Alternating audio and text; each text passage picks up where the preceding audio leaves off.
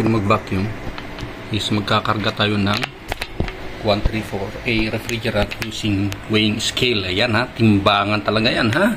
Huwag kayo magre-reklamo, yan ang request nyo.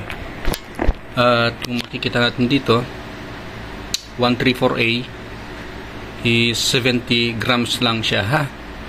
So pag 70 grams at dito 1.4, total kilo nito is 1.4. So dapat almost isang guhit lang dahil bawat isang guhit nito is 100 grams. Then i-bleed natin ang ating yellow hose. Okay, na-bleed natin yung air dito. Then i-on na natin ito. At doon tayo sa per grams pala. Request ng mga ano to eh. Bakit daw hindi tayo nag-grams? Alright, buksan natin. Charging. Tignan natin dito.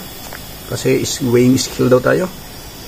Sobrang liit ng mga hibla niya mga idol. Pero tingin ko isang hibla lang ang nabawas. So isang hibla is 100 grams. Pero ang target natin is 70 grams. At ang standing pressure ng 134A sa chart na available sa internet is 85. So 80 PSI tayo. Then power on natin yung refrigerator. On natin. Yung mandar.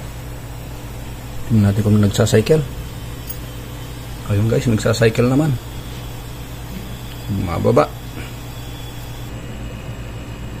1, 2, 1. A few minutes later. So ito na guys yung ating nire-repair.